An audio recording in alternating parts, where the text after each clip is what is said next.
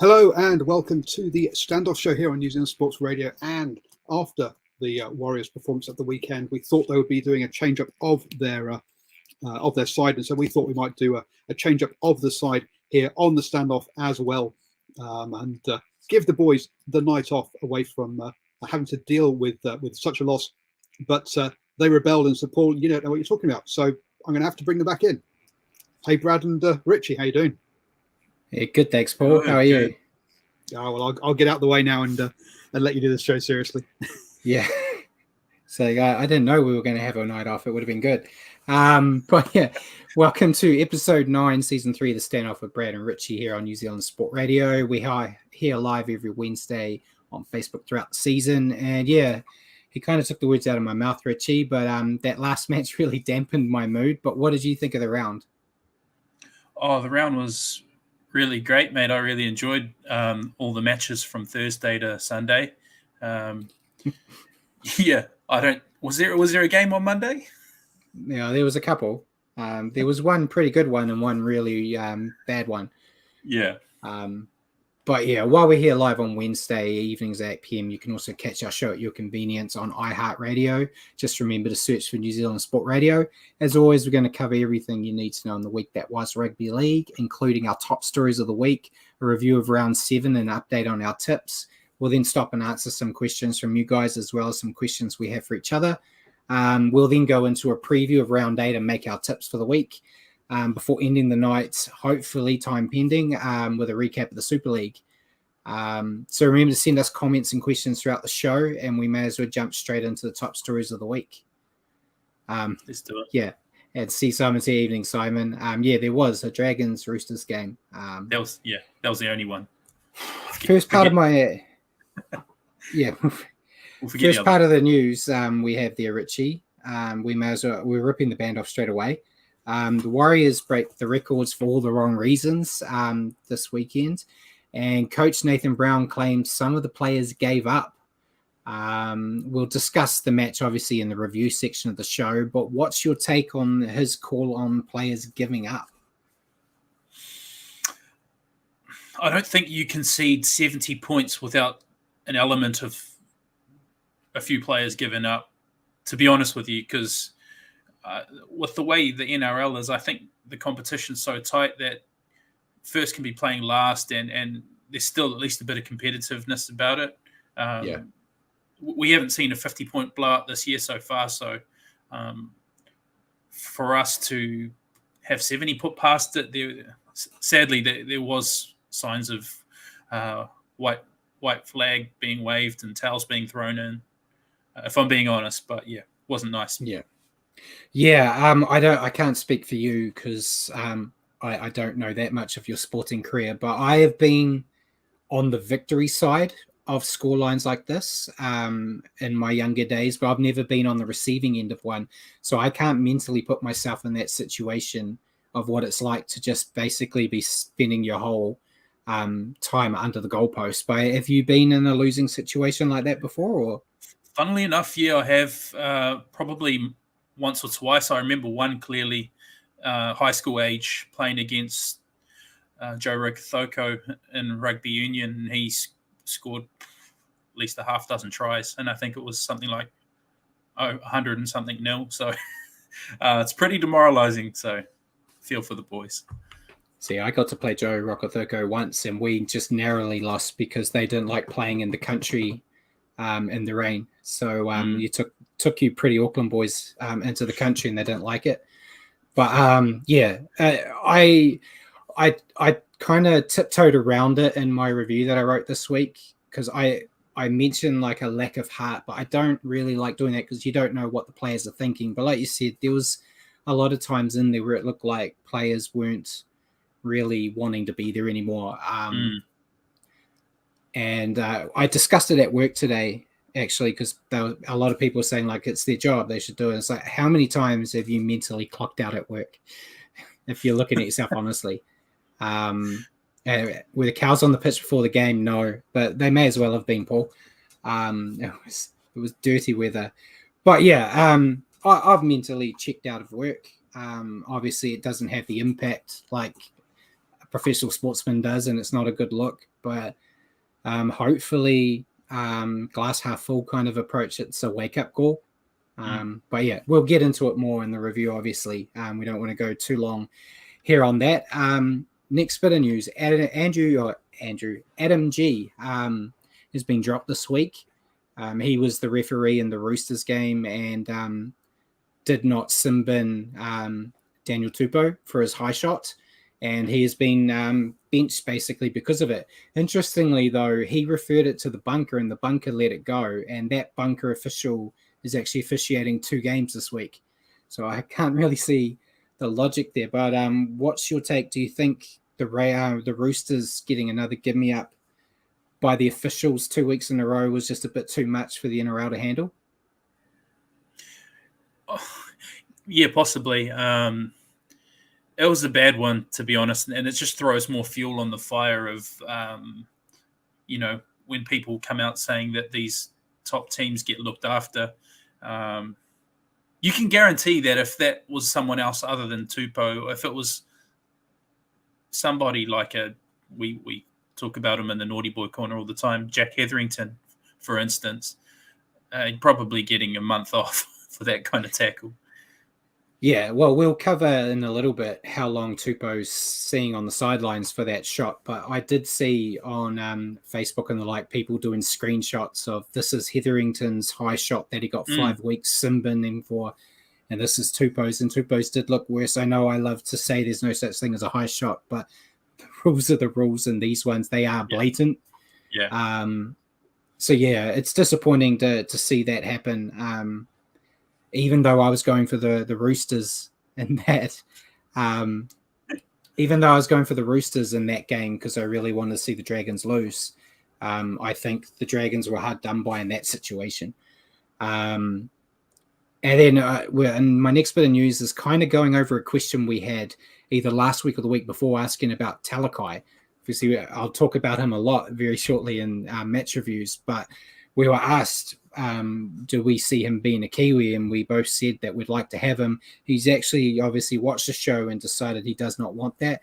And he's declared himself for New South Wales. And in an interesting situation that Freddie Fittler doesn't normally go with, but he's kind of said it's okay for him to play for Tonga. He doesn't really, because Tonga are actually going to be playing the Kiwis, obviously, during the Origin period. So it means he would miss an Origin game. So Fittler said that doesn't matter to him. He would still have him in the side. So Kiwis missed out on another one. Good to see Tonga getting another talented player getting to play for them. And how long do you think it's going to be till they rejig the rules so Tonga are classed as a top-tier nation and don't get to play Origin? How long? I'm not sure, mate. Like, I think if you're beating the Kiwis and Australia, there's a pretty strong argument that you're up there with them. But again, we haven't had Test footy in a couple of years, so it's how do you know? Yeah. Would it be the same if they play Australia tomorrow? You don't know. In any event, I don't think Tonga Rugby League will have anywhere near the resources of Australia, for example. So it's a funny argument. Yeah, I guess if you're going away from who the team is and how they're performing and go to resources, they would still be a second tier. So that makes sense from that standpoint. I just want to stop seeing all these players playing for Tonga and using the Origin loophole so they don't play for the Kiwis. Because that's really the main reason a lot of them are doing it. That might be controversial of me to say, saying that they don't care about playing for Tonga. But if you can play Origin and play for Tonga instead of just playing for the Kiwis, you get more money, essentially. It's a pretty big carrot, isn't it, for Australia to have the State of Origin selection and all the money that comes with that. It's a pretty big carrot to dangle in front of a player. So it's a little unfair in that sense. And see Fiona Evening, she said that they should be tier 1 already. Yeah, I think if it's going by the resources thing, though, I think that's where it's a loophole. But I think performance and player base, they've got some of the best players in the game right now. Obviously still a bit thin in the halves, but everywhere else, they've got a lot of talented players. But we'll go off on that. We'll obviously get a lot more talk once we get closer to Origin and that international game in a couple of in not that far away, really, a couple of weeks. Yeah. So we'll move on to some signing news. The Dolphins have signed Cowboy forward Tom Gilbert for the 2023 season. It's only a 1-year deal. I don't know much about him, but it's interesting to see another forward go to the Dolphins. They're going to have a pretty forward-heavy roster by the time next year comes around. What do you reckon? Yeah, I know he's a promising youngster from the Cowboys, so it's another good one for the Dolphins for their forward pack. I mean, they're going to have a pretty decent-looking forward pack after all said and done, already having Felice Kufusi and Bromwich and the likes signed. So, yeah, it's about time to start picking up some of these backs, hopefully not Reece Walsh. Yeah. Well, I know there's been a lot of talk saying that they've got a lot more signings that they just haven't announced yet. So I guess we'll start to see those flood through as the season develops. So we'll keep our ear to the ground on that. But continuing with players leaving the Cowboys, the Warriors have nabbed Dejan Arce, I think is how you say his name. I apologize if I've got it wrong. He signed from the Cowboys for the rest of this year, effective immediately. He was even named in the extended bench for the Warriors this week. We messaged yesterday when the news broke, kind of saying we don't really know much about him. I tried to look into it a bit more, still didn't really get too much. He's played a handful of games for the Cowboys and can kind of fill a lot of roles in the back line. So I think he's definitely going to help the Warriors, especially with the back line stocks being a bit low right now. But what was your take on the news? Yeah, it's hard to say without having seen much of him. I know he's only sort of had, is it 10? I think maybe 10 first-grade games over a couple of years. So. Over a couple of years at the Cowboys. So, I mean, I haven't seen anywhere near enough of them to have an opinion on whether to be excited or but with our backline depth the way it is, it can't hurt. So if he gets a chance, I'm hoping he's a diamond in the rough. Yeah, definitely. And adding to that, the Warriors have also extended Viliami Valia's time with the club until the end of 2025, which I'm quite happy with. I think he's a good little talent, needs a bit more time, and it's good to see that they've shored him up for a few more years.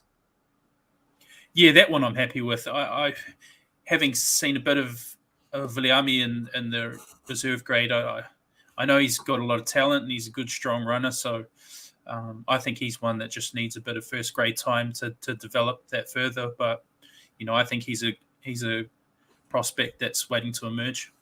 Definitely. And before we move on to my injury segment, we've got some more signings for the Storm. Storm have signed Tarek Sims on a 1-year deal for next season, and they've also signed Catalan Dragons player Joe Chan on a 2-year deal. I think great deal for Tarek Sims. It's not bad when you're unwanted by the Dragons and the Storm want to pick you up. That's not a bad team to fall into. And I think he's a hell of a talent already, and I think he's really going to fill a hole for the Storm with all those players they've got leaving, going to the Dolphins. Joe Chan, I don't know too much about him, but he seems to be doing reasonably well for Catalans, so another good pickup for them there. And the Storm don't really get duds. They'll get one of the worst players in the competition and turn them into a diamond. So I think you'll see big years for both of those players next season. What do you reckon on those signings? Yeah, Joe Chan's meant to be a decent talent from over there, but obviously we know a bit more about Tarek Sims, and on his day he's explosive and fantastic player. So you can pretty much guarantee once he pulls on that purple jersey, he's going to become, he's going to fit in very well there, and with the players in that spine feeding him good pill, he's going to flourish there, I think. Yeah, definitely. And so that was all I had on the news segment. Then the next two parts I've broken up. We've got Paul. Well, actually, before we go off the news, I've been doing a bit of research on the old tiers within rugby league, and I've got an article from 2019, and apparently, the international guy said that weightings are based upon strength of opposition also. So the higher ranked opposition, the higher the value of a win. and it's calculated over a rolling 4-year cycle with results degrading over time. Now, obviously, with no results recently at all, I'm surprised there are any Tier 1 nations. But yeah, Australia, New Zealand, and England are the only Tier 1 nations currently.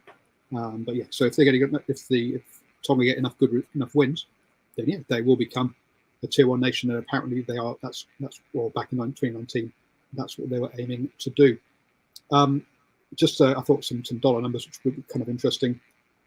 So an Aussie makes about 30,000 a game for a state of origin appearance. So that's 90k if you play all three. For Wallabies, not Wallabies, for Australian. The Kangaroos, Paul. The Kangaroos, thank you. It's 20k a test match, and the Kiwis make 5k a test match.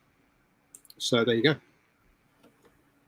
And Nocturnal Right says, it must be serious. Paul is not wearing his painter's hat. The reason I'm not wearing my painter's hat is because I'm not at home, so I've not got my whole setup. So I'm wearing the headphones, and the bucket hat and headphones just don't work.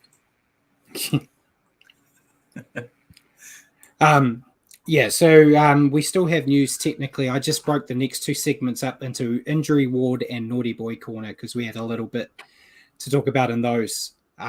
So first bit I have is Injury Ward. We'll start with the Newcastle Knights. They have lost Dane Gagai and Himmel Hunt for at least a month. They've said Himmel Hunt could be out for 6 after they both fractured their cheekbones. That's a big loss for the Knights, particularly Dane Gagai. No disrespect to Himmel Hunt, but I think Dane Gagai has been a real key part of this Knights backline this season. What do you reckon about the Knights' success or lack thereof without Gagai out there? That's a big blow. When you look back on the weekend, the Knights were really poor, and we'll cover that more in our review, but losing Dane in particular, he's been one of the few sort of shining lights for the Knights. I know they had a great start with their first couple games, but they've fallen off pretty hard, and yeah, that one hurts because he's one of their top players. So, you don't wish injury on people, but maybe it's my wooden spoon prediction coming true. That's bad karma coming your way, Richie. I know. Next bit of news, we'll go with the Warriors. Dallin Watene-Zesliak's going to miss this week after suffering a concussion after a sickening knockout in the match against the Storm. He was okay, thankfully, but due to the short turnaround this week, he has to sit out due to concussion protocols. But I think that's a massive loss for the Warriors, especially with Montoya suspended. They're going to have to rely on some young guys to fill in on the wings, but I don't really want to talk about it in the review, so we may as well cover it here. What do you think about that knockout? I tell you, there's not a lot of players I would want to get a knee from, but Big Nelson's probably the first one I'd want to avoid. But it was just a horrible collision, and then he dartboarded into the ground at the end of it, which didn't help. But what do you think of it when it happened live? Yeah, not nice. It was one of two really ugly knockouts I watched on the weekend. One was in the Tyson Fury-Dylan White fight. And then this one was just as bad. You're right. Yeah. If there's one person in the NRL's knee you don't want to run into, it's those massive knees on Nelson Asofa-Solomona. So not nice, but it was good to see Dallin come out on social media and say he's okay. He was just giving the ground a hongy. Yeah, it's great to see that he's fine, because it was really scary at times here, because you could see that he was sleeping, and then when we were watching him get carted off, we were just waiting to see some movement. You could see before they put him on the stretcher he was talking, but he looked terrified. Yeah, which was really concerning. But yeah, thankfully he's on the mend. But someone who's not on the mend straight away is Warrior Josh Curran. He has got a medial ligament injury, and there's no confirmed time, but at the moment they're saying roughly around 4 weeks, and a massive blow for the Warriors. I think we obviously talk about it a lot more later on, but I think when he left the field, the Warriors lost a huge amount of impact, and it's really disappointing for him, because I think he's been having a fantastic year so far.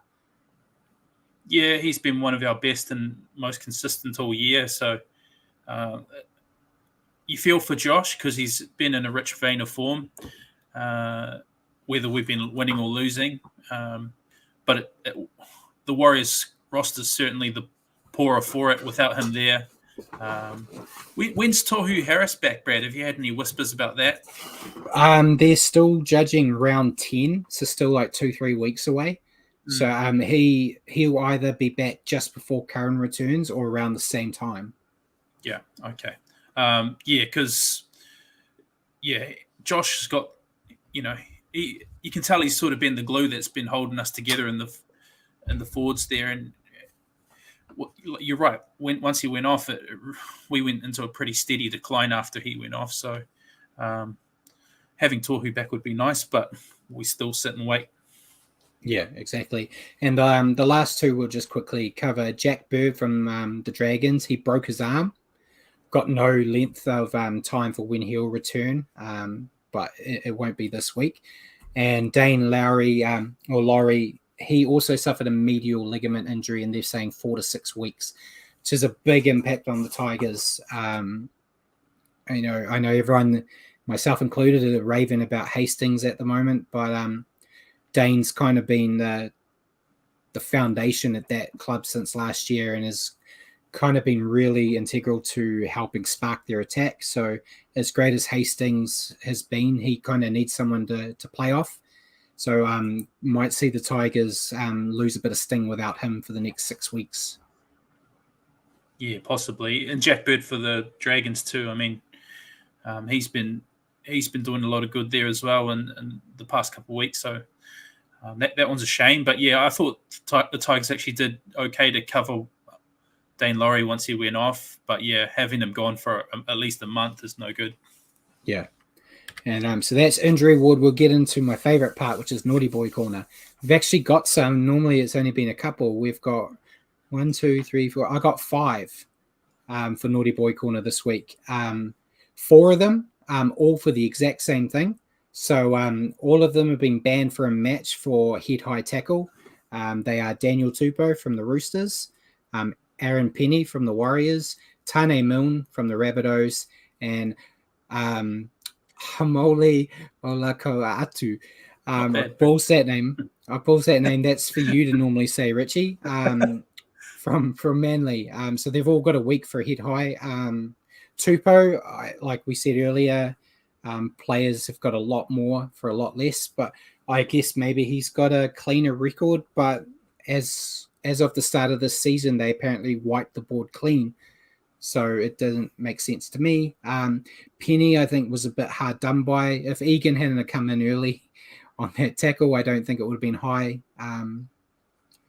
But it's what it is. And the other two, I don't think were too much.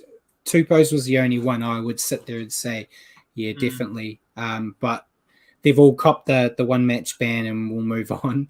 I agree with all of those, Brad. The only thing I don't agree with is Tupou. I think he should have got more. But I love that Thug Life Brad's back saying Aaron Penny wasn't much in that. That was a shoulder to the eye, mate. Come on. It was going for the chest, and then Egan hit early, and in the split second, that chest became a head. I love that you're back, though. You're back. I will argue that one all day. What we tune in for. So I think Penny was hard done by, even though you're being a scapegoat here and just trying to back the NRL. So yeah, good on you. There's a life jacket for you. Thank you. Last one is Jeremiah Nanai. He has got $1,000 fine with no suspension for a dangerous throw charge. I didn't see much in it. He's back.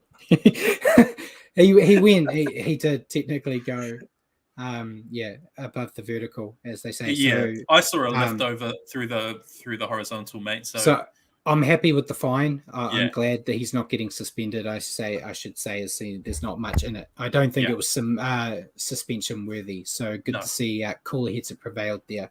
But yeah, we may as well get into the round 7 review, Richie. As much as I don't want to, but I'll hand you the floor.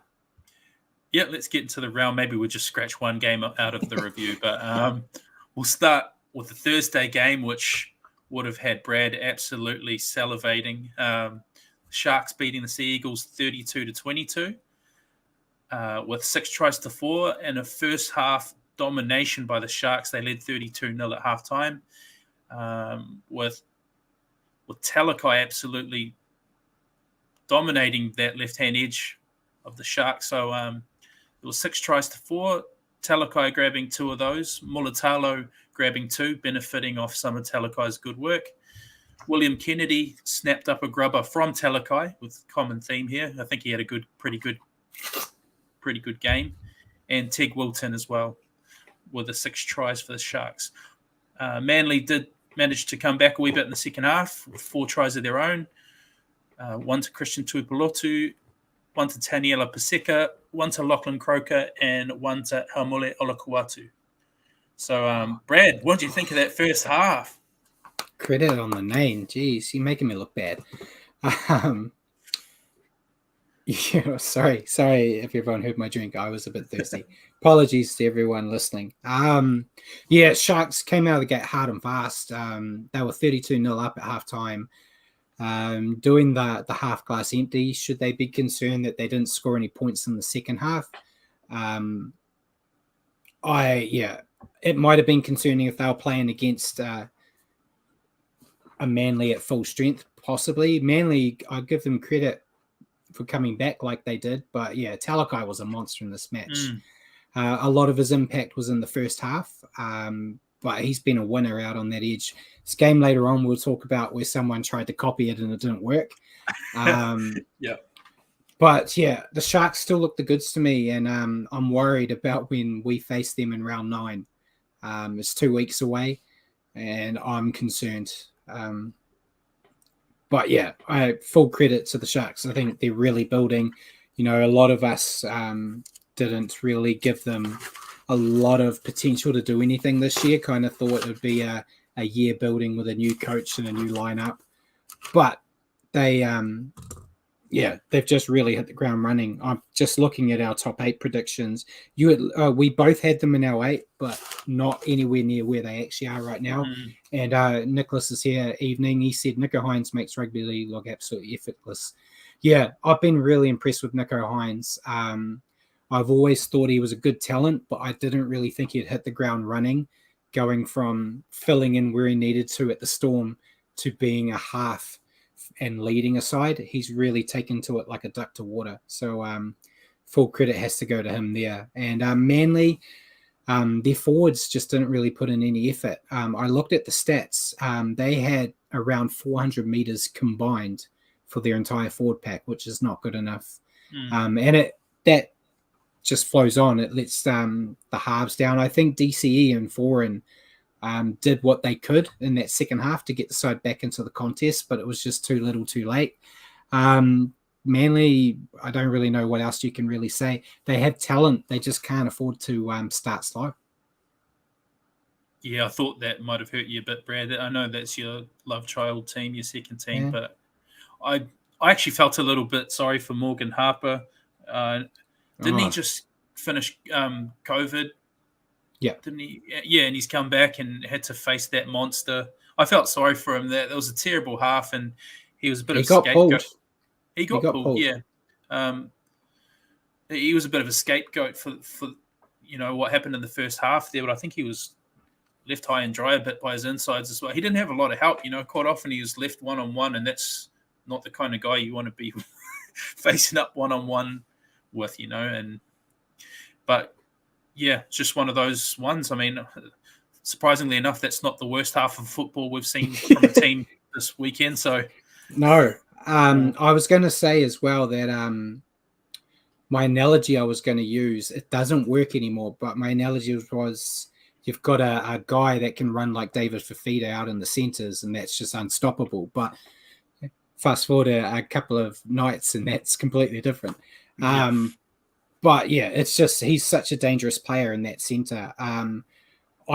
This week will be interesting when he's up against Katoni Staggs. When you've got a guy that can give as good as he gets. Yeah. We'll really see how good Talakai is. At the moment, it's kind of like, your young man plays in the young grades. You go and watch, and there's some, giant boy playing with all the other kids his own age.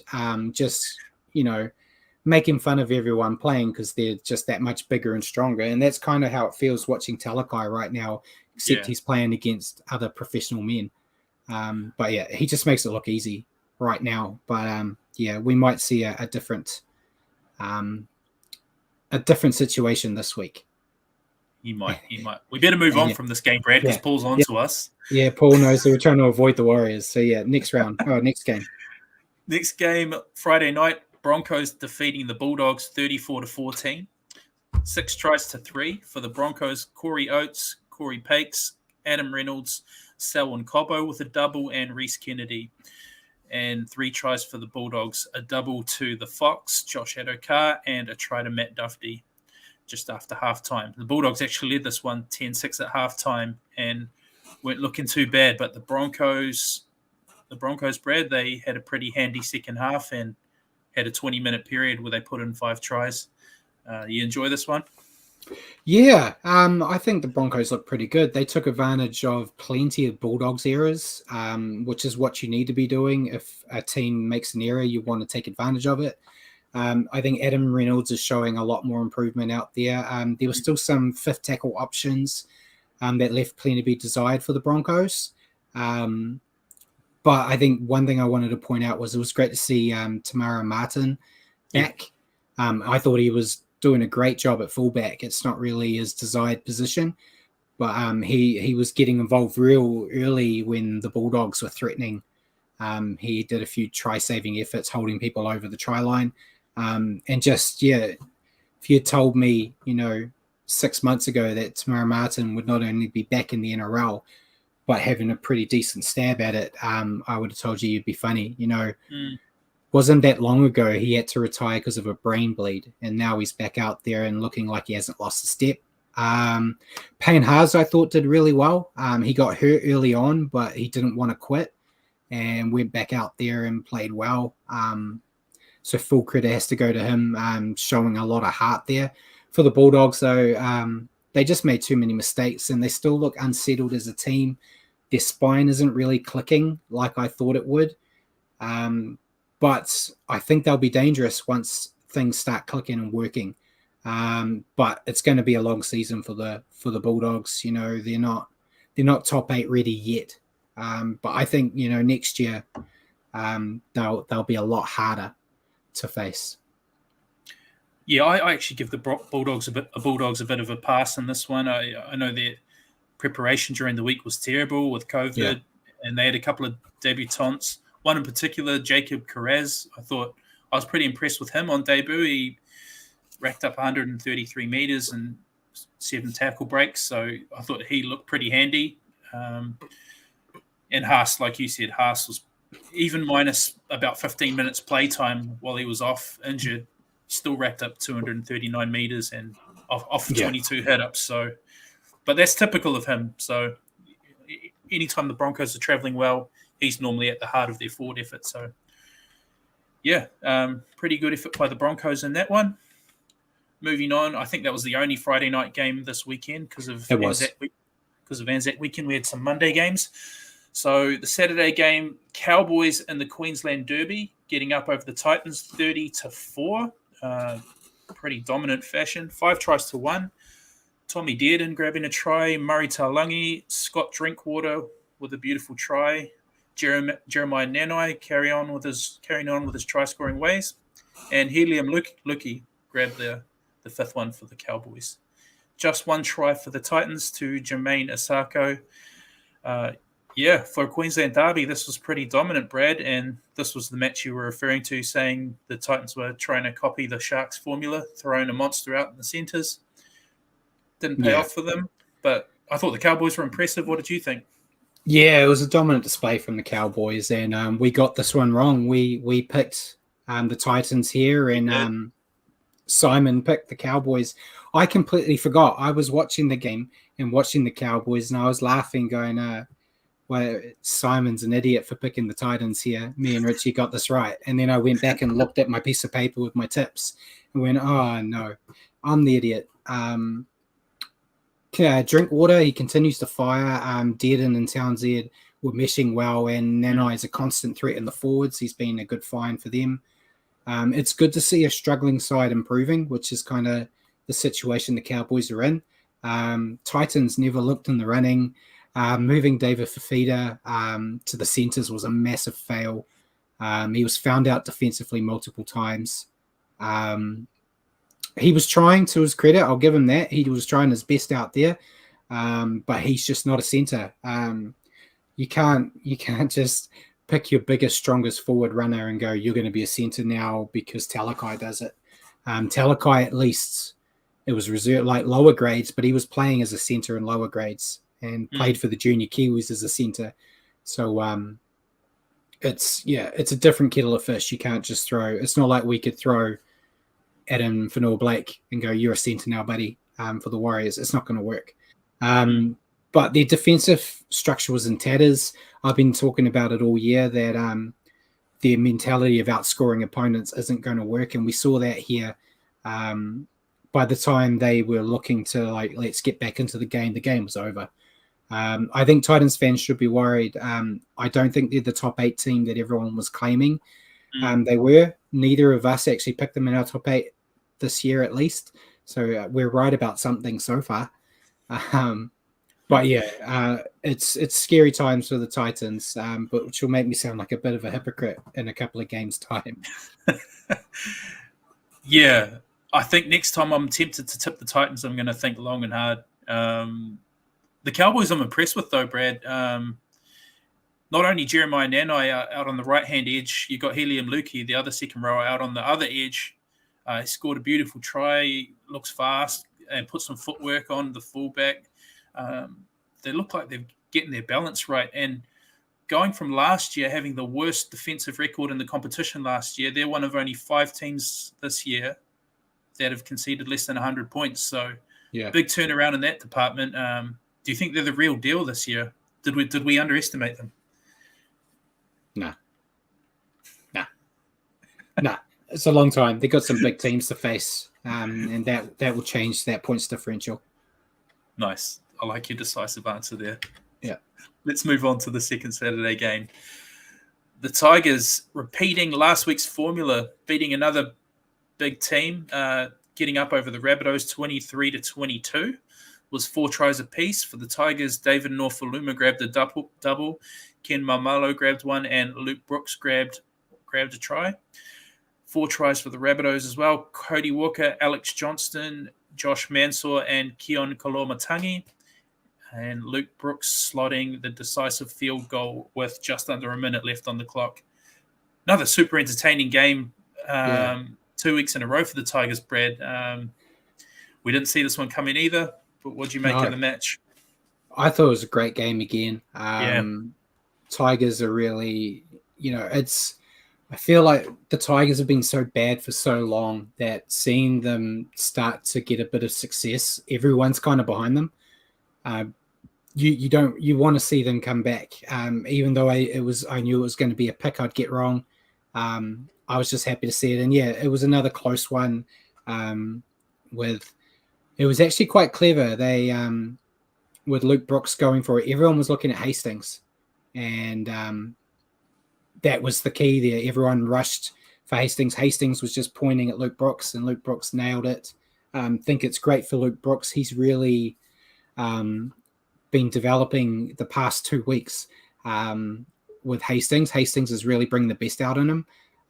And with them playing like they are, it just makes the whole Tigers look better. The Tigers played near perfect football, which is something I'd never thought I'd say about them. They made only 3 errors in this match. And I think they've still got a few more wins on the cards for them. I've heard some people losing their minds saying they're a top 8 team now. I'm not going that far. We'll see how it goes. We'll see a true reflection this week, how they can go in their third match. But the Rabbitohs just continue the trend. I keep saying that they just make too many errors and they'll make you pay for them. If you want to take a positive spin on it, They played nowhere near their best, and they just lost. But these are the games they need ice. I'm sure the Rabbitohs are going to bounce back, and they're another week closer to getting Latrell Mitchell back as well. Yeah, I just feel good for the Tigers. It's great seeing a smile back on Madge's face. I like Madge, and I after the start they had the first few weeks, it was sad to see. It looked like he'd aged. And yeah, Hastings has transformed them, hasn't he, Brad? Yeah.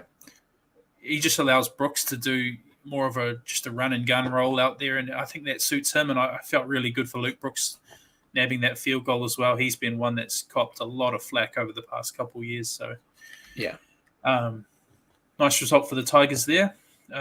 Moving on to Easter Sunday, we had my wooden spoon tip. The Knights getting absolutely flogged by the Eels, 39-2. The Knights had a penalty goal early on, which was their only point scoring. And then from there on out, it was all the Eels, 6-0.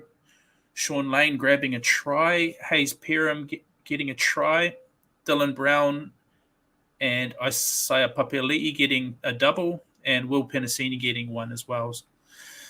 And Mitch Moses slotted a field goal in a pretty effortless training drill kind of manner right at the end just to rub further salt into the wound. Knights were pretty poor, Brad. Their goal line defense was soft, to say the least, and they just looked like they didn't have any idea on attack. Yeah. What did you make of it? Yeah, well, we said last week that the Eels would make a statement after losing to the Tigers, and they did that here. They never let the Knights fire a shot. Eels dominated in the forwards.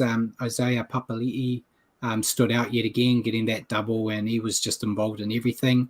Everything was just clicking for the Eels, and when they're humming, they're hard to stop. They just need to keep it up. You can't just rely on these once in a blue moon. But yeah, horrible effort from the Knights in front of their home crowd. They lacked impact up front. And without that, the halves and backs never had a shot. They've got a lot of work to do this week because they have to face the Storm, who just snuck home against the Warriors. So they got it. Yeah, they got a lot of work to do because the Storm will be out to prove something, I'm sure. Yeah, you made a good point about the Eels dominating the Knights forwards. I saw a stat there that I think the Knights' biggest meter eater in the forwards was Jacob Saifidi, who had 88 meters, and 7 of the Eels forwards, so their whole forward pack and a bench forward, all got more than their best meter eater. So I think there was only one Eels forward that didn't get 100 meters or something. Yeah, so it just shows sort of domination. I know Knights fans will be pretty unhappy with that effort on Anzac weekend, in particular at home. So I don't mind too much being they're my wooden spoon tip, but let's move on to the next Sunday game. The Panthers rolling the Raiders 36-6. Sorry about that, Simon. 6-1. Stephen Crichton grabbing a hat trick. Isaiah Yeo continuing on his amazing form, grabbing one. Taylor May grabbing yet another one. He's in a rich vein of try-scoring form. And Viliami Kikau rounded off the try scorers for the Panthers to only one try to the Raiders from Joseph Tapani. I thought the Raiders defended pretty, despite the scoreline, Brad, they defended pretty well in patches, but just weight of possession felt like the Panthers had a lot of ball and a lot of set restarts, and the Panthers blew it out a bit in the end. What did you make of the match, though? Yeah, I think this is the baby version of the last game we're going to talk about, where both teams were quite competitive with each other in the first half, and then the second half, it fell away. It just fell away to a more extreme level in another game. But unfortunately, it's the tradition we're kind of seeing with the Raiders right now, where they'll give you everything they got in the first 40, and then you've just got to play normal football in the second 40, and they're going to fall away from you. If they can get rid of that back 40 decline and play for the whole 80, I think they still have a good side that can trouble teams. But I think they do need to lean on their senior players a bit more and get a bit more out of them. the Papali'is and the Whitens, and so. But yeah, it's Panthers. What can you really say? They're just too strong and truly in a league of their own. They just clearly took the game over with pinpoint and kicking, and it looked like an open training session at the end, as brutal as that is to say. Yeah, 100%. They don't look like they're slowing down anytime soon, do they, Brad? Nah. You're getting a bit of love in the comments too. I like it. I see that. I see that. I agree, Caden. I could listen to Brad all day long myself. Yeah, stop it.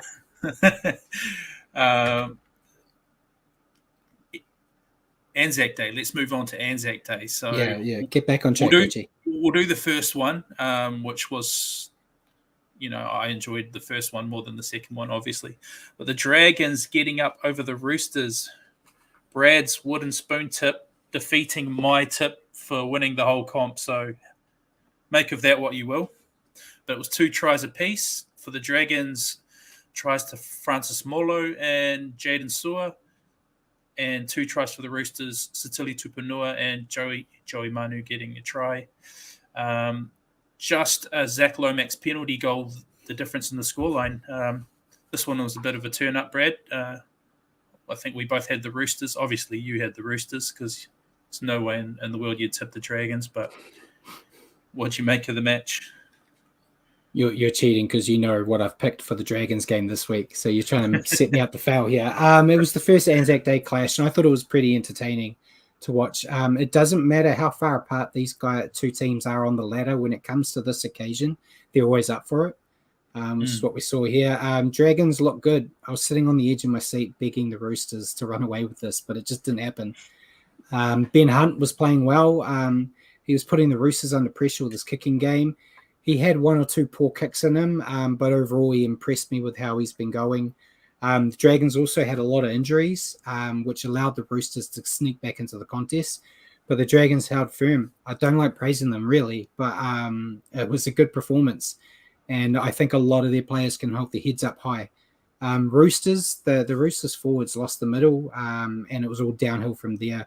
They made too many errors. They had plenty of chances to get back in to the match, especially with the Dragons' injury count, but they just blew it with 50-50 plays. Starting slow against any side is a bad move, and it showed here. I feel sorry for the Bulldogs this week, because after a close win against the Warriors and a loss to the Dragons, the Roosters will be out for blood. Yeah, I see Paul forgot to put Brad's face back on the screen. I thought he was just trying to deny some of the viewers that had some face. I see how it is now. Yeah, you don't have to just do it all on me. But, your thoughts on it, Richie? Yeah, same as you, mate. I thought the Dragons were pretty impressive. 14-0 at halftime. The Roosters came into it back a wee bit, but I thought it was solid for the Dragons. I don't know about you, but I definitely don't think they're the wooden spoon destined team. That has your opinion changed? I still want to. I picked them due to hatred. If I was putting a more clear thought on whom I thought my wooden spoon would be, it would have been the Cowboys or the Tigers. So even then, I'm a bit off, but I'm not giving the Dragons any credit on being a top 8 team by any means. But yeah, I don't see them being a wooden spoon. Fair enough. Unfortunately, this game for me just underlined what I was feeling last week, that I thought the Roosters were a very beatable team for us, and it's just disappointing that it didn't transpire last week. I obviously tipped the Roosters to do quite well this year, but I don't think they're quite in fifth gear yet, and I think they're still there for the taking for a few teams if they don't quite start clicking. But good on the Dragons for picking that one up. Must be nice to win a game on Anzac Day. I wouldn't know, because we're moving into. Well, see, Mark wants you to skip, but we can't do it, Mark. I'm sorry. I'm sorry, folks. We're going to have to censor this next section of the show because it's just too painful for those people in New Zealand, and it's just not fair. So I'll just bring back the boys now. Come on, that's not fair. My vote was to skip this one, Mark. No, we're professionals here. We've got to talk about it. Yeah. We're going to spend the next hour of you listing all the tries, though. So I was just going to get say, started. 13 tries to 2. You heard that correctly. In case you didn't catch the game, 13 tries to 2. Bear with me while I go through them all. Jerome Hughes, Xavier Coates, Nick Meaney, Ryan Pappenhausen times 2. Nick Meaney, Harry Grant, Xavier Coates times 4. Another one for Jerome Hughes, one for Jesse Bromwich, and one for Justin Olam. Wow. Xavier Coates will be sending Ed Cossey a Christmas card, I think. 2 tries to the Warriors, Dallin Watene-Zelezniak and Wade Egan. Only 16-10 at halftime. Brad, how did it end up at 70? Man, unlike the last game, the Warriors consistently refused to show up on Anzac Day, but they had me fooled here. It was a decent first half, I thought, and they looked competitive, and then they just didn't leave the sheds at halftime. We were talking before the show. I was trying to show off some stats. It was the most points conceded in a half since 1935. You've got stats that I'll let you bring up as well. But the first half, I thought was better to watch. The Warriors scored some nice tries, and they let the Storm get some easy tries. And so I really thought we were in the running here. But then in the second half, it was all one-way traffic. The Warriors had 6 sets in that second half, and they only completed 2 of them. I just don't know. The Storm just never looked back. It's a hard performance to gauge because I don't think they'll run up scores like that against anyone else every week. I think it was just lightning in a bottle. But they are a dangerous outfit, and they may rip the Knights apart this week. Xavier Coates, he scored a hat trick in 6 minutes, and they're basically going to point a minute. I think we saw from Callum, he said like it should have been more.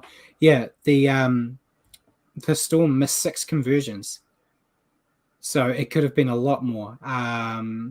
Hard to pick players that stood up for the Warriors, obviously. I think Lodge and Fanua Blake did the best they could. Losing Curran made a massive difference, I thought, and they're going to continue to struggle without him. Ed Cossey had a night to forget. I really feel for him, but he had a shocker. I'm not, but unlike what I was just saying earlier on about another team, I'm not ruling the Warriors out this season. This is the worst match I've ever seen them in. It's definitely the worst match I've had to write about, that's for sure. But they've always been shocking on Anzac Day. We were talking before the show. They'll be playing really well. They'll get 40 put on them in the Anzac test. And then the next week they'll go back to the form before it. It seems to be an outlier. At least I'm hopeful that it's an outlier. So I'm hoping and expecting a big bounce back against the Raiders this week. But there needs to be a lot of soul searching in that team, especially with all the claims about players giving up. Yeah, that was the worst part for me, Brad, is that the feeling like of waving the white flag almost, and throwing in the towel. That in this day and age, you shouldn't get 70 put past you. I know it's a Storm, but I feel like a lot of those 13 tries they scored, they didn't even earn. I felt like we gave them to them on a silver platter. It was embarrassing. It was extremely embarrassing. And like I was saying to you before we went on air, you get all these people you haven't spoken to in a couple of years seeking you out on Facebook and texting you. It's not a nice feeling. Nathan Brown, second time he's conceded 70 points against the Storm. Now, one as a coach, one as a player. Little interesting outtake for you. Maybe he's the problem. But on a serious note, it hurt a lot. It's just... Oh, is Nathan Brown going to be the first sacked coach this year? Nah. I don't think so. I think this is... Hopefully, we get a good bounce-back game against the Raiders this weekend, and then we can just start moving on from this, because we hadn't shown any signs of being blown away like this prior to this, and I think now it's almost at the stage where I think it's a mental thing against Melbourne Storm, particularly on Anzac Day.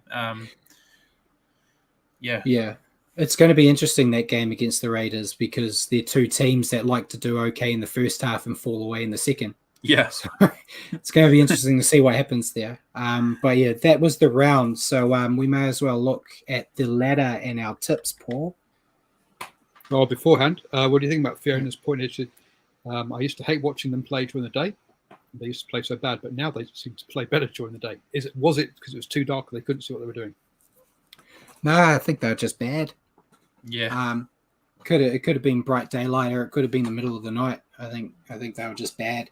For a selfish reason, I'd prefer it to be earlier, because I have to do my writing, and it's really horrible doing it that late at night. But yeah, here's the ladder. And don't forget, folks, scrolling across the bottom is the link to Brad's page. So go and check out his review. Perhaps not this week, but normally his reviews of the. No one wanted to look at it this week, unfortunately. Not that I blame them. There's been a little bit of shift in the ladder this week. Unfortunate for us, but fortunate for some others. Panthers are still at the top of the ladder. Storm right behind them at second. Closing out the top four, we've got the Eels and the Sharks. Rounding out the bottom four of the top eight, we've got the Cowboys at fifth. Roosters sixth, Manly seventh, and Rabbitohs are eighth. Then we've got the Broncos at 9th, the Dragons 10th, the Warriors have dropped to 11th after that loss. Titans 12th, Tigers 13th, Knights are 14th, and then bottom of the barrel we have the Raiders and the Bulldogs. And yeah, Rob's there. We'll touch on that in our predictions. Undefeated at Redcliffe, the Warriors are. So yeah, and then that's the ladder. Not too surprising there, Richie. You got any takes on it before we move to our tipping comp? No, not really, mate. That's pretty much true to form, I think. It's the top four in particular have really been the standouts. So, and the Cowboys, like I was saying, I'm pretty impressed with them. So, I think they've pretty clearly been 4 or 5 of the top teams so far. So Interesting to see going forward. Yeah. So if you want to bring up our tips there, Paul. Richie and myself both got 5 out of 8 this week. Simon took the lead with the picks in the week, getting 6 out of 8, getting that Titans Cowboys game right. He's closed the gap, but the situation is still the same with me being the champion. With 37 out of 56. Whoa. Slow down, Cowboy. It's not champion until the end of the season. You're leading. Champion. You're not champion yet. I'm not champion yet. I'm champion. Defending champion too. Richie has got 36 out of 56, so only 1 point behind me. And then Simon is only 1 point behind Richie with 35 out of 56. So still real tight. And I've put down Simon's picks, and looking at his picks here, if a few things go his way, he could shoot past at least me. I don't know your picks, Richie. So yeah, we'll see what happens when we go into that. But we may as well get into questions now. Is there any questions that you've compiled for us, Paul?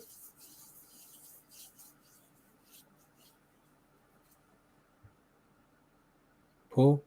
We've lost Paul him. there. We've lost Paul. Sorry, I was talking away to myself. Here he is. Just to point out that the game was lost because Rue didn't turn up to the game. So it's quite clearly. So my question to you boys is to kick us off. There's been a lot of increased talk of Caleb Clark. Who the hell's Callum Clark? Caleb Clark of the Blues, son of a Rennie Clark, moving over to NRL. Do you think that would be a good move for him? Do you think he'd do well? I'll let you go first, Richie. You want me to go, Brad? Yeah. I actually think he would do well. When you look at his style of play in rugby union, obviously he plays on the wing, so he's got speed, but he's also a big body and loves the contact. He's quite a confrontational player for a winger. So I think his style of play and running style really suits rugby league, whether he'd play out on the wing again, or I think he'd make a good wing or centre. But I think he'd go well if he wanted to do it. I think, and manage to pick up an NRL contract. I think that's something he could do quite well at.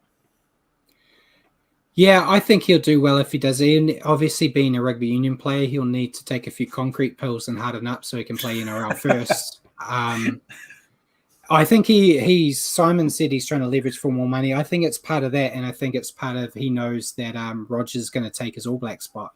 So he's just trying to find something to do. I was interested until I read the interview and he said he's a Rabbitohs fan and would love to go play for them. And then I was like, I'm not interested, mate. You can stay with your stupid Blues team. We could do with him right now. We need a nice big winger. So I'd like to have him as a Warriors fan. But yeah, I think he would do well if he gave it a shot. It's just I'm still nervous on if it's just trying to get more money out of rugby union and using the NRL as a scapegoat in it. I think he's got the attributes to do well if he fancies doing it. Yeah. Fiona Tate says, what are your thoughts on Cameron George coming out and saying hands off Reece Walsh as he's contracted to the Warriors? Do you want me to take this one first, Richie? I don't mind, mate. Yeah, you go on. I'm all for it. I think what he was trying to get to is Paul Kent and the like on some of the shows were saying that Reece Walsh needs to break his contract and go to the Dolphins. And I think he was saying you shouldn't, on a TV show that's kind of owned by the NRL, you shouldn't be promoting breaking contracts. It's not a good look. And I know a lot of people were saying it's hypocrisy because the Warriors broke Reece Walsh out of a contract to get him, but they technically didn't because he wasn't a top 30 player. He was a developmental player, which has a different level of how you can communicate and take a player. So it's a bit different there. He's actually a top 30 contracted player, and breaking it is a breach of it. And he just said it's not a good look to be promoting breaking contracts. It's in any sporting endeavor, if you are doing that. We all know contracts mean very little nowadays anyway. But I agree. I don't want to see people like stealing a player off us anyway. It's the same as everyone wants us to sign Jesse Arthurs, but the Warriors have come out and said, I think if Mark's even still watching, Mark's commented a million times trying to explain it to people on Facebook that Jesse Arthurs we can't legally talk to about signing with the Warriors because he's still contracted to the Broncos. And I think they can talk to him in November. But right now, even though he's training with them, they are not doing, I'm sure there's players doing the nudge, nudge, wink, wink. But on an official capacity, they aren't doing it. So I think it would be hypocrisy from Cameron George if they're like telling Arthurs, don't go home, mate, stay with us. We'll break that contract. But they're not doing that as far as I'm aware. So yeah, I think good on him standing up and saying, no, you can't do this and not letting the Warriors be walked over. Fast forward in 3 months when we announce that he's broken his contract and left. but yeah, I stole that, Richie, but you got any input? No, you said it all, mate. I agree with you. I liked what Cam George came out and said, and I like that we have come out and said that we won't be pursuing Arthur's for the similar reasons. We're not able to. He's still a Broncos player. I like the moral high ground we're able to take as a club. Yeah, I see Simon's corrected me. I didn't mean that Fox was owned by the NRL. I just mean it's the relationship they have. They're like super entwined, and like that's the go-to for all NRL stuff. So if you're publicizing breaking contracts on the main media platform for the NRL, it's not a good look for the NRL. But yeah, Paul Kent says whatever he wants. It's kind of like what I get to do here. Someone has asked if anyone watched the free-to-air coverage on TV3 for the Anzac Day game. I think people have been turning off pretty quickly in that second half. Let's be honest. I watch Sky, so I don't know what the lead up was. I pay too much money to Sky to just go watch free-to-air. So there was another question about will the Tigers win this weekend? A bonus point, will they win by a penalty kick? We'll cover that obviously in the preview section. Not so much a question, but Callum was talking about the Broncos having a very boring style of play, which is 1 out runs, 3 tackles, spread it wide in the fifth, and then kick. Do you agree that this is a very boring and conservative side game plan that's too predictable? It's boring, but if you're getting the result, I don't think you care. I think we saw that a lot with Melbourne. Melbourne with the back in the old wrestle days, they had players that could do something exciting once in a blue moon, but they were very happy to just do one out football, wrestle the game out of your hands, and win by any means necessary. So I think, in hindsight, as long as you're winning, I don't think you care how you get the win. In terms of a fan watching, I can see how it'd get annoying, but sitting here as a Warriors fan, I would much rather watch the Warriors play the most boring game against the Storm and win than what we saw. So I can see both sides of the argument. You want to see exciting football, but I want to see wins as well. My thoughts on that one are, if you look over the last couple of years, the Broncos' spine isn't sort of up there talent-wise with some of the top teams, and it hasn't been a settled spine. So maybe their backline talent isn't what it once was. So with guys like Payne Haas, they kind of try and squeak the results out by dominating up the middle. So I can see from that point of view why they're doing it, but they actually scored a few nice tries on the weekend, so can't complain. Yeah. Okay, that's I think that's it from the live chat, boys. All right. So I may as well go with my question for you because it's a bit quicker. With the new forward signings the Warriors have made and the likely exit of Lodge, what is your 2023 Warriors pack? All right. So I'm scratching Lodge. We're assuming he's left the club. I'll read it out. I've got it written down, actually. So Adam Fanua-Blake, number 8. Wade Egan, number 9, hooker. Aaron Pene, number 10, the other prop. Mitch Barnett, new signing, number 11. Josh Curran, number 12, on the other edge.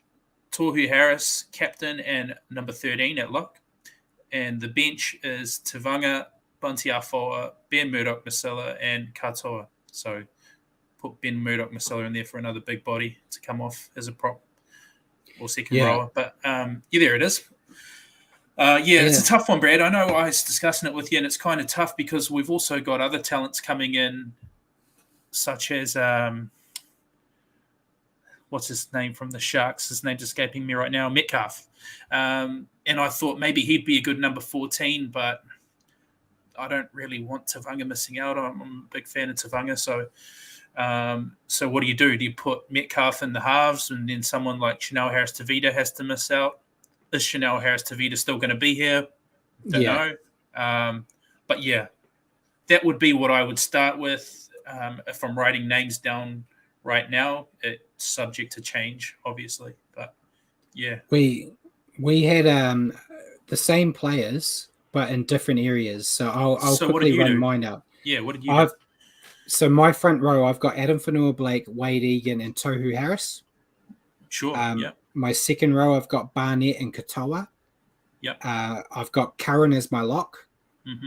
And then my bench, I've got Tavanga, Penny, Bunty, and the love of my life, Ben Murdoch-Masila. You see, that sounds good as well.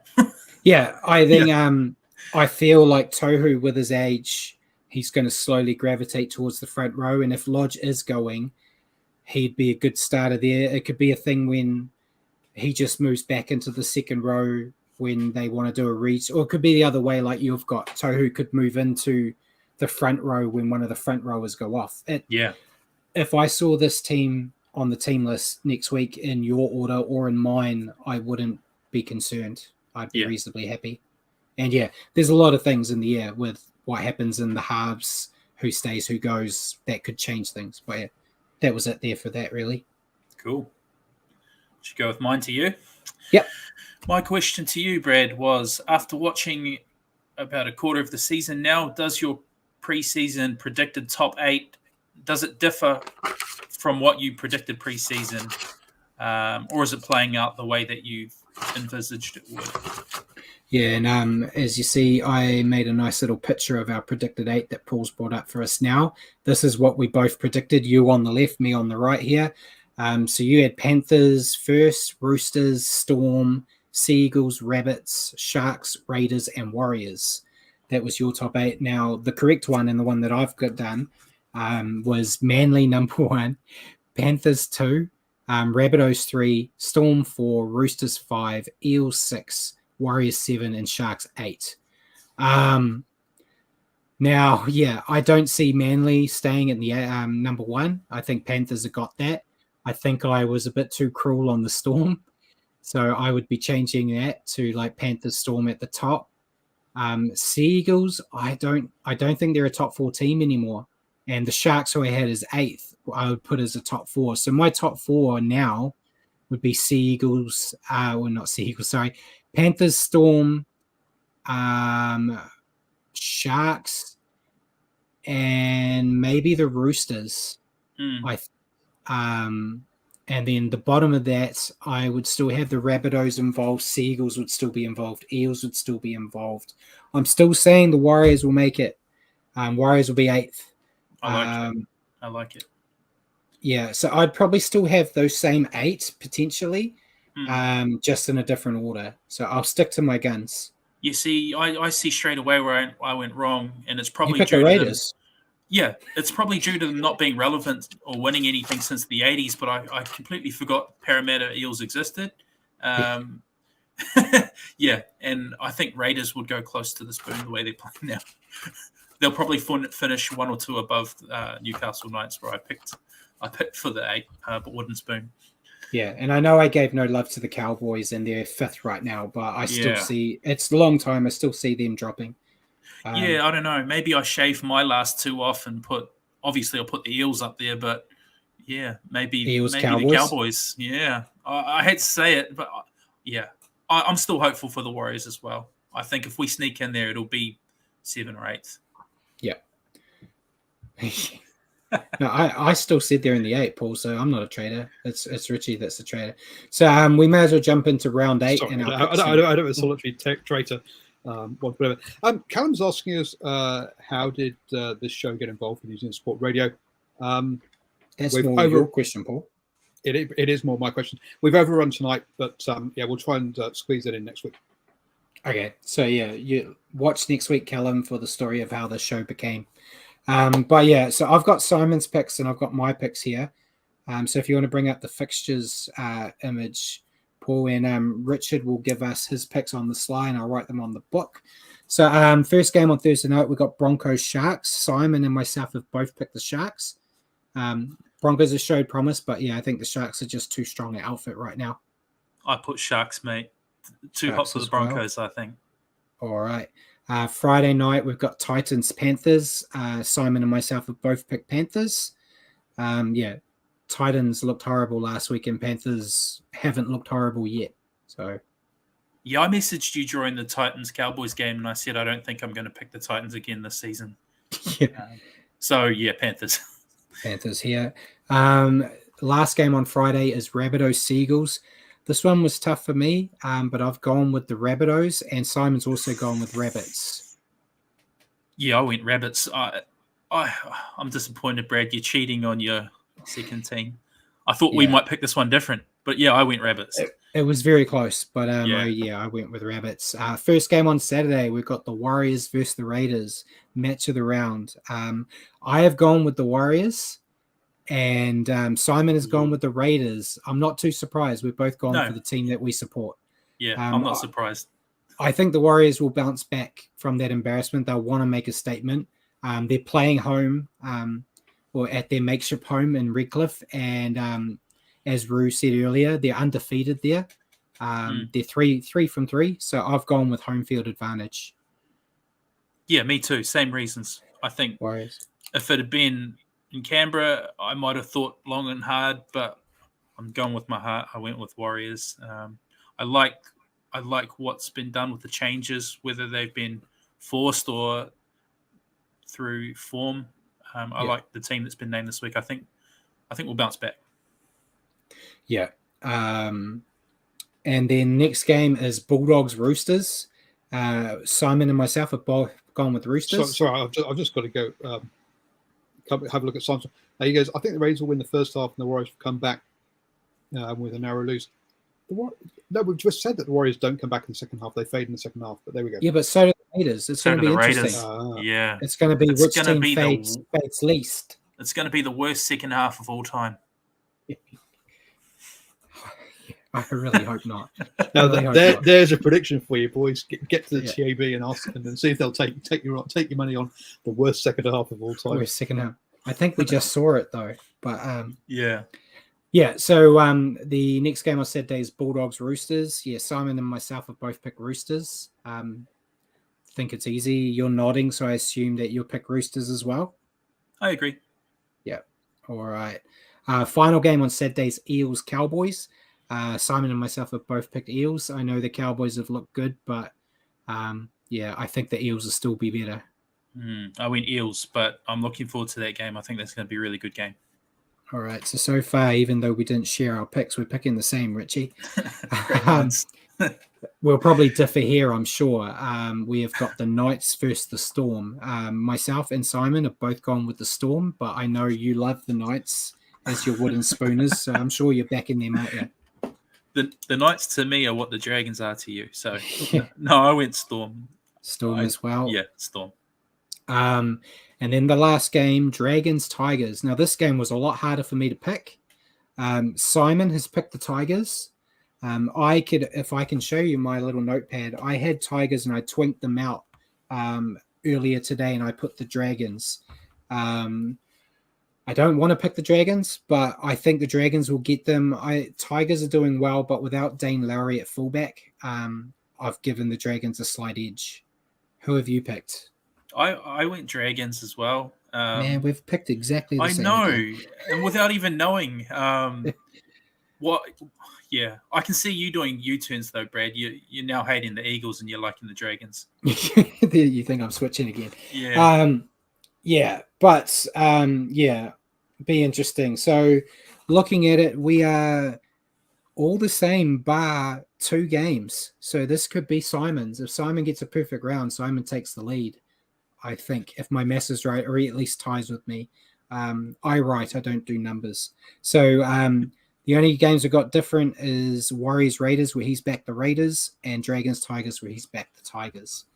So we'll see what happens there. But yeah, we're running a bit late, so I won't go over Super League.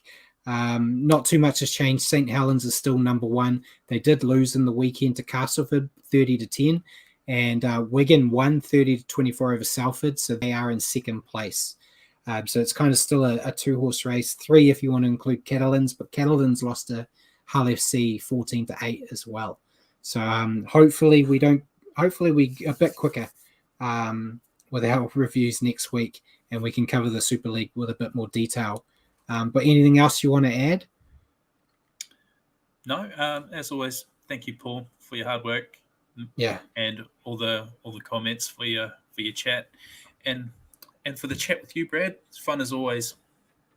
Yes, and yeah, thank you, Paul, for everything you're doing in the background, and cheers for joining me tonight, Richie. And thank you, everyone, for tuning in and joining us on the Standoff with Brad and Richie. For your weekly update on Rugby League, tune into our show next week at 8 p.m. here on Facebook or at your convenience on iHeartRadio. Just remember to search for New Zealand Sport Radio. And good night, everyone.